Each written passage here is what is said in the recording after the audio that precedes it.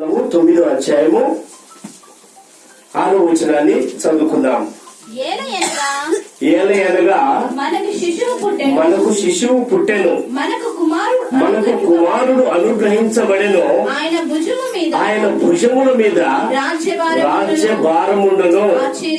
ఆశ్చర్యకరుడు, ఆలోచనకర్త, బలవంతుడైన దేవుడు, నిత్యుడగు తండ్రి, సమాధాన కర్తయగు అధిపతి అని అతనికి పేరు పెట్టబడెను.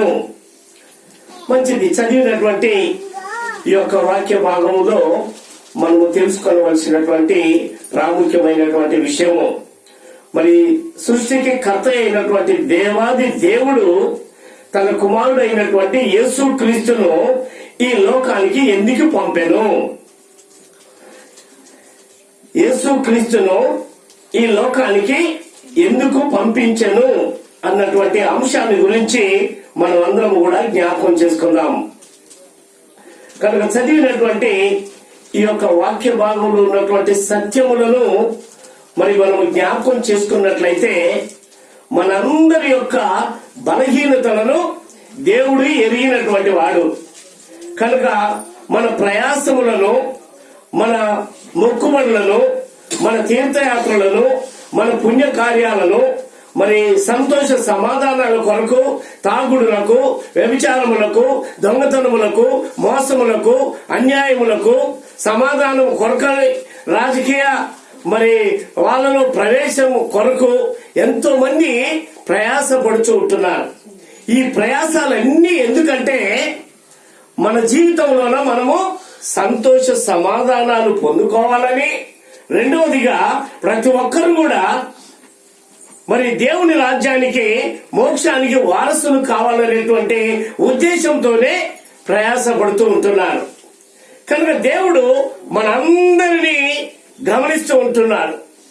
అయ్యో, నా బిడ్డలు ఎంత ప్రయాసపడినా వారి ప్రయాసము ద్వారా ఎవరు కూడా సంతోష సమాధానాలు పొందుకొనకుండా చివరికి వాడిపోయి రాలిపోయి మరణించి నిత్య నరకానికి జోగుచున్నారని దేవుడు మనల్ని జ్ఞాపకం చేసుకున్నాడు. అందుకనే దేవుడు యెషయా గ్రంథము 7వ అధ్యాయము 14వ వచనం ద్వారా ఈ రీతిగా తెలియజేసినాడు. ఇక మనుషులను విసికించుట చాలదనుకొని నేనే ఒక సూచన మీకు చూపులను, ఆలకించుడి. కన్యక గర్భవతి అయి కుమారుని కని అతనికి ఇమ్మానుయేలు పేరు పెట్టుదును. అనగా దేవుడు మనకు తోడని అర్థము. దేవుడు మనందరినీ జ్ఞాపకం చేసుకుని ఆదిలోనే అపవాది యొక్క మాటలు విని అపవిత్రుడైపోయి దేవుని నుండి జారి పడిపోయినటువంటి, దేవుని చేరుకొనలేనంత ఎడమగా పడిపోయినటువంటి ఆదాము అవ్వలతో దేవుడు కూడా వాగ్దానము చేసినాడు.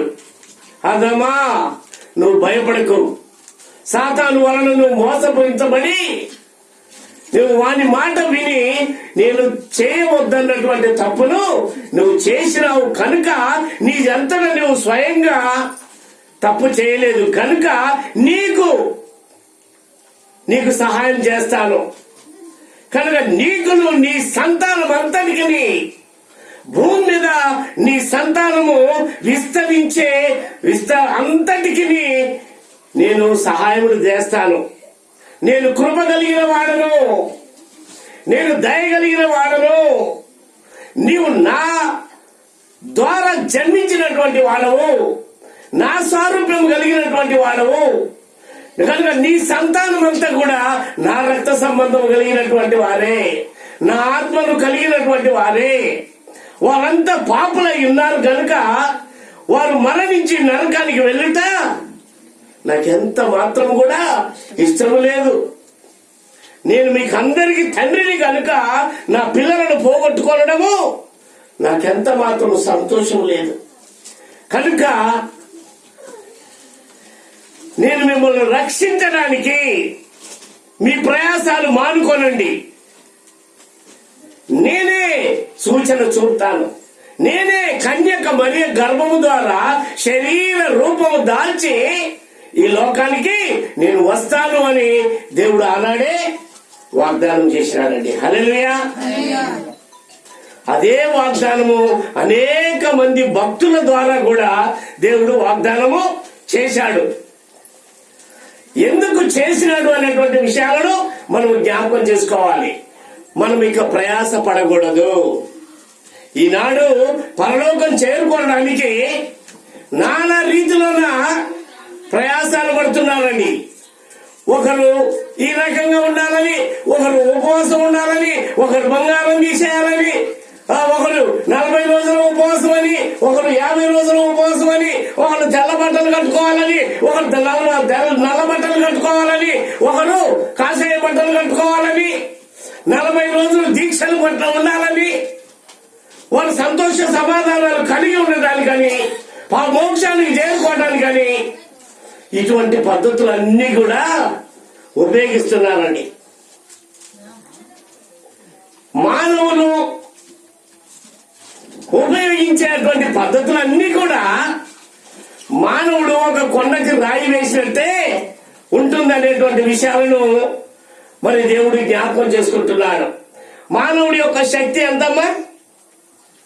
అది ఎంతో కొంత మాత్రమే. మన దేహంలోన ఏ చిన్న కష్టం వచ్చినా దమ్మిడిలో కూడా జవ ఉండదు. మనం వేసే రాయి అది కొండపైకి పోతుంది అనుకుంటాం కానీ మరలా జారి అది కిందనే పడుతుందండి. మన ప్రయత్నాలన్నీ కూడా దేవుని యొద్దకు చేరలేవు. ఎందుకంటే మనమందరం కూడా పాప సంబంధులము.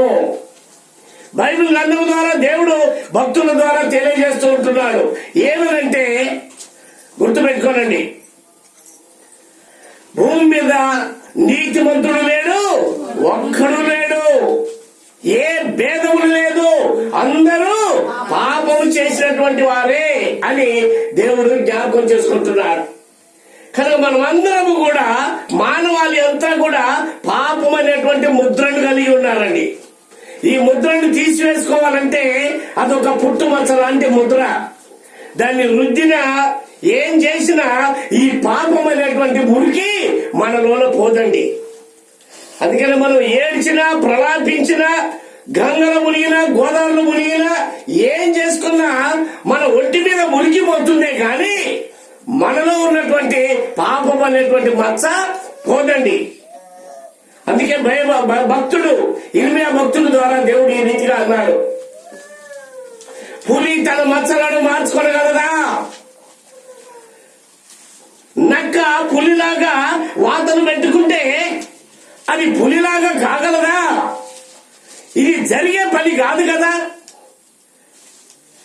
కనుక మిమ్మల్ని మీరు ఒక్కసారి ఆలోచించుకోనండి, మీ ప్రయత్నాలను మానుకోనండి. నేనే శరీరధారిగా, యేసు క్రీస్తుగా, కృపా సత్య సంపూర్ణుడిగా నేను మీ మధ్యకు కన్యక మరియ గర్భము ద్వారా ఈ లోకానికి వస్తాను అని దేవుడు వాగ్దానం చేసినాడు. ఎందుకు దేవుడు ఈ వాగ్దానం చేస్తున్నాడో తెలిసిందా? మనమందరము కూడా దేవుని యొద్ద నుండి పడిపోయినాము. దేవుని యొద్ద నుండి కొండ దిగువకు పడిపోయినట్లుగా నరకం అనేటువంటి అంచులోన మానవాళి అంతా కూడా ఉన్నదండి. కనుక దేవుడు ఒక పెద్దైనటువంటి కొండ మీద ఉన్నాడు. మానవుడు జారి ఎక్కడ పడ్డాడు? దేవునికి దూరముగా కొండ దిగువన పడిపోయినాడు. కనుక మానవుడు పాపి అయినాడు కనుక శక్తి లేని వాడు కూడా అయినాడు, భక్తి లేని వాడు అయ్యాడు. తనకు జ్ఞానం చొప్పున ఆ భక్తి ద్వారా ప్రవేశించాలని ప్రయత్నం చేస్తున్నాడు. కానీ అదంతా కూడా కొండకు రాయి వేసినట్లేదండి. అందుకని దేవుడు గమనించండి, మానవుడు దేవుణ్ణి చేరుకోలేడు కానీ దేవుడు మానవుణ్ణి చేరుకోగలడు. ఒక చిన్న పిల్లవాడు తండ్రి నుంచి కొండ నుంచి కింద పడిపోయి తండ్రిని చేరుకోవడానికి సకాల ప్రయత్నాలు చేస్తాడు కానీ చివరిగా కూర్చొని ఏం చేస్తాడు తెలుసా? ఏడుస్తూ ఉంటాడు. డాడీ, ఇక నా వల్ల కాదు, నేను నీ దగ్గరకు రాలేను అని ఏడుస్తూ ఉంటాడు. దాని అర్థం ఏంటో తెలుసా? నీ దగ్గరికి రావడం నా వల్ల కాదు, ఇక నన్ను రక్షించే వాడవు నీవే, నా దగ్గరకు రాగలిగిన వాడవు నీవే, నన్ను చేరుకొని నన్ను నీ దగ్గరికి తీసుకొని పోగలిగినటువంటి వాడవు నీవే అని ఏడుస్తూ ఉంటారని. అందుకని పరలోకపు తండ్రియే మన దగ్గరికి శరీరధారిగా ఈ లోకానికి వచ్చాడు. హల్లెలూయా. కనుక ప్రియమైనటువంటి దేవుని బిడ్డలారా, నువ్వేమి ప్రయాసపడని అవసరం లేదు.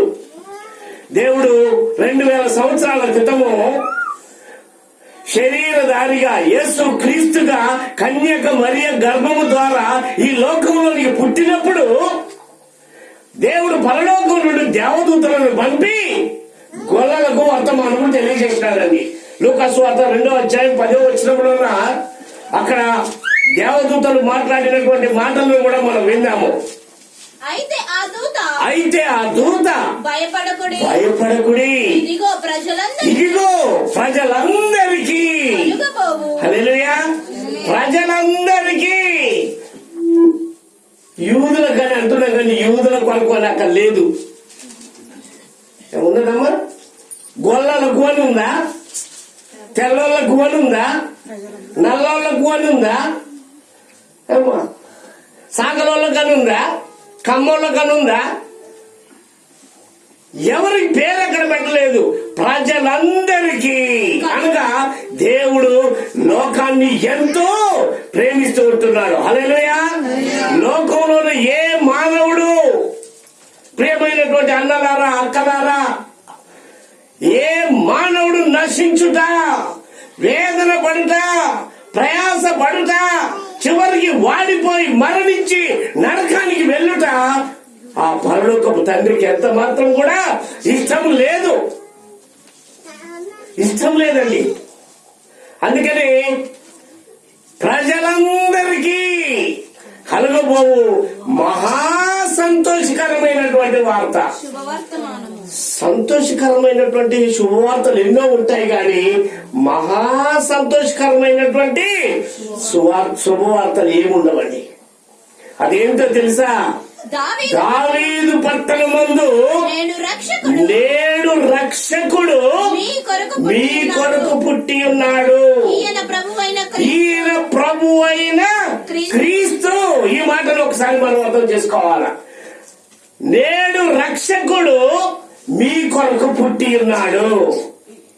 ఏ రక్షకుడు అని మీకు సందర్భంలో అనుకోవచ్చు.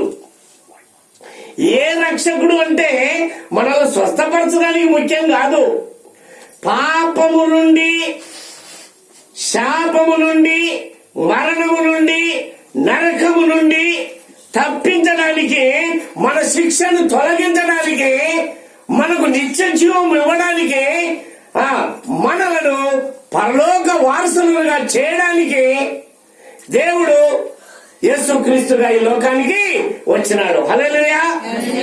కనుక ప్రియమైనటువంటి దేవుని బిడ్డలారా, నేను చేయవలసినటువంటి పని ఏమీ లేదమ్మా. యేసు ప్రభు ఎవరో ఒక్కసారి మీరు అర్థం చేసుకోవాలి. అక్కడ దేవదూత ఏం చెప్పలేదో తెలుసా? ఈయన ప్రభు అయిన క్రీస్తు. ప్రభు అనేటువంటి మాటకు అర్థం ఏంటో తెలుసా? లోకాలను ఏలేవాడు అని అర్థం. ఓ పాట కూడా ఉన్నది, లోకాలన్నీ ఏలే రాజువైన నీవు, సామాన్యుల ఇంట నీ కాలు పెట్టినావు, నీదెంత దీన మనసు, నాకెంత ఘనత యేసు, ఎంతగా యేసుని రుణము తీరునా, మంచి లేని నా పైన ఎంతో ప్రేమ చూపావు, మంచి లేని నా పైన ఎంతో ప్రేమ చూపావు, ఆది అంతమైన వాడవు, మానవుని రూపమెత్తావు. ఈ మానవుడు ఎవరో తెలుసా? లోకాలను ఏలే ప్రభువు. మత్తయి సువార్త 28వ అధ్యాయము 19వ వచనంలో పరలోకమందును భూమి మీదను నాకు సర్వాధికారము ఇయ్యబడి ఉన్నది. కేవలం మీరు చేయాల్సిన పని ఏమి లేదు. యేసు ప్రభు అని నీ నోటితో ఒప్పుకొని దేవుడు ఆయనను మృతులలో నుండి లేపెనని నీ హృదయమందు విశ్వసించిన ఎడల నీవు రక్షింపబడదువు. హల్లెలూయా. ఎప్పుడైతే నువ్వు ఈ తీర్మానాన్ని కలిగి ఉంటావో, పరిశుద్ధాత్మ దేవుడే నీ కొరకై నా కొరకై సిలువలో చిందించినటువంటి పరిశుద్ధ రక్తములోన నిన్ను కడిగి నిన్ను పరిశుద్ధునిగా మార్చి నీ లోపట ఉంటాడండి. తన హృదయంలోనికి చేర్చుకుంటాడు. రేపు మాపో యేసయ్య రానయ్యున్నాడు. ఆయన వచ్చినప్పుడు ఆయన రక్తములో కడగబడినటువంటి వారందరూ కూడా, ఆయన జీవము కలిగినటువంటి ప్రతి ఒక్కరు కూడా ఆయనతో పాటుగా సదాకాలము దేవునితో ఉంటామండి. ఈ మాటలు మీరు నమ్మాలి. దేవుడు అబద్ధికుడు కాదు, మానవుడు అబద్ధికుడు గాని దేవుడు మాటలు నమ్మండి. నేను వస్తాను, నా యందు విశ్వాసం ఉంచిన వారిని తీసుకొని వెళతాను, యుగ యుగాలు నాతో కూడా మీరుంటారు, నా పరమానందాన్ని మీరు కలిగి ఉంటారు. ఇక మీకు మరణం అనేది ఎన్నటికీ ఉండదు. మీరు వాడిపోరు, రాలిపోరు. అట్టి జీవితాలను మీరందరూ కలిగి ఉండాలని, ప్రతి ఒక్కరు కూడా యేసు నమ్ముకొని మీ జీవితాలను మేలు పొందుకోవాలని, మరణించిన తిరిగి లేచేటువంటి గుంపులో ఉండాలని ప్రభునామమును హెచ్చరిస్తూ ముగిస్తూ ఉంటున్నాను. దేవుడి మాటలను దీవించుగాక. తలను వచ్చి ప్రార్థన చేసుకుందాం. ప్రేమ కనికరం కలిగిన మా తండ్రి, మీ పరిశుద్ధ నామానికి వందనాలు చెల్లిస్తుంటున్నాను. ఈ ప్రాంతవాసులను నాయన వచ్చిన బిడ్డలను ఉద్దేశించి నాయన మా ప్రయాసములను మీరు జ్ఞాపకం చేసుకొని మమ్మల్ని రక్షించడానికి నాయన మీరు శరీరధారిగా ఈ లోకానికి వచ్చి మా కొరకు మీ రక్తాన్ని చిందించినారు. మేము చేయాల్సిన పని ఏమీ లేదని, నిన్ను నీవే ప్రభు అని, రక్షకుడని మేము మా నోటితో ఒప్పుకున్నట్లయితే ప్రభువా మేము రక్షింపబడతామని, మరణించిన తిరిగి లేస్తామని మాకు వాగ్దానం చేసినారు. కనుక ఈ మాటలు విని ఎంతమంది అయితే సత్యమును తెలుసుకొని ఆయన నిన్ను దేవునిగా కలిగి ఉండాలని తీర్మానం చేసుకున్నారు, వారందరిని ఇప్పుడే రక్షించండి. మీ రాకడలో ఎత్తబడినట్లు కృప చూపమని యేసు నామములో ప్రార్థించి మీ చేతులకు అప్పగించి వేడుకొనిచుంటున్నాను తండ్రి. ఆమేన్, ఆమేన్.